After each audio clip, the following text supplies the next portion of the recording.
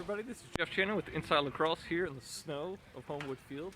I just called Johns Hopkins' crazy 11-10 overtime win over Syracuse.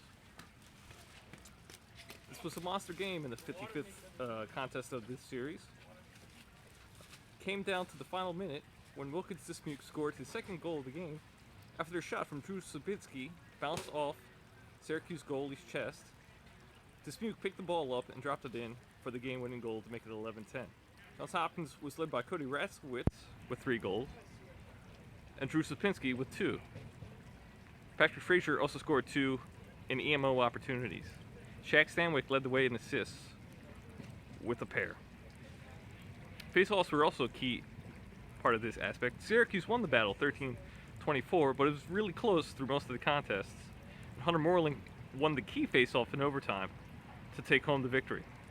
Syracuse was led offensively by Nick Mariana, who scored 3 goals, and Sergio Salcido, who added 2. Dylan Donahue was held to just 1 goal and 2 assists for this contest. Keynote of this game, Coach Dave Petramala was not there to coach for the Blue Jays. He was missing from the contest because of a back infection.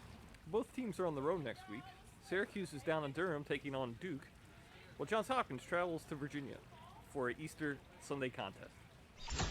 Was the second overtime thriller in a row here in South Bend, which, coming off of an overtime loss last week to Denver, Notre Dame pulls it out this time, defeating Virginia 8-7. Sergio Perkovic was the hero, scoring with 23 seconds left to tie it up, and then again, just 29 seconds into overtime to win it for Notre Dame. Really, the story of the day was once again Notre Dame is kind of living by their ride. They held Virginia to just 12 of 19 on clears. In particular, Matt Kavanaugh picked up 6 ground balls, a lot of those on second chance opportunities in the ride to extend possessions for the Irish. Shane Doss had 14 saves, continuing kind of a stretch of Virginia not shooting the ball very well. They put 21 shots on goal, scoring on just 7 of them.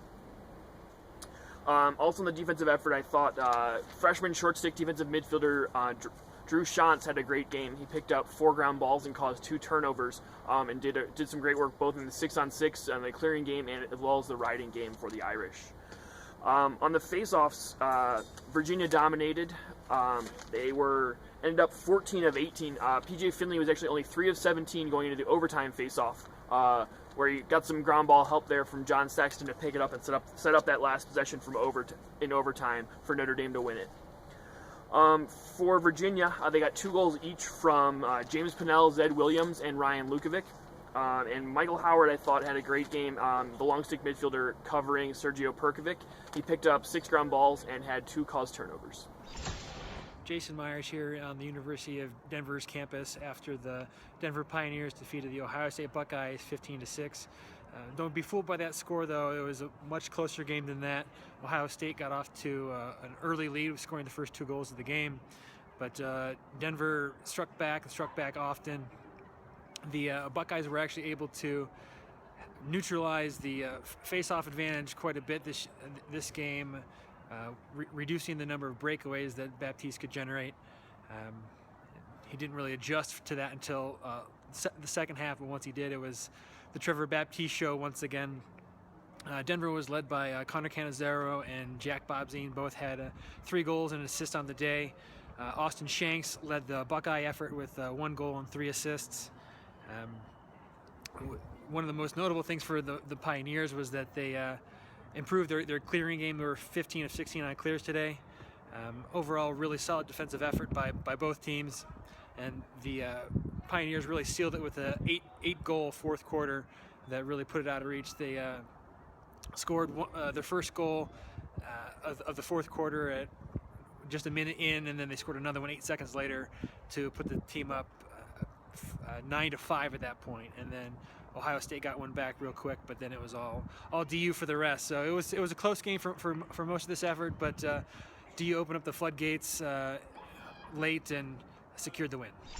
Welcome back to the IL studio. I am Terry Foy, joined by Chris Rosenthal, and this is the Epic ILGameday recap. Chris, it was an amazing weekend of college lacrosse action. Certainly big games all over the landscape.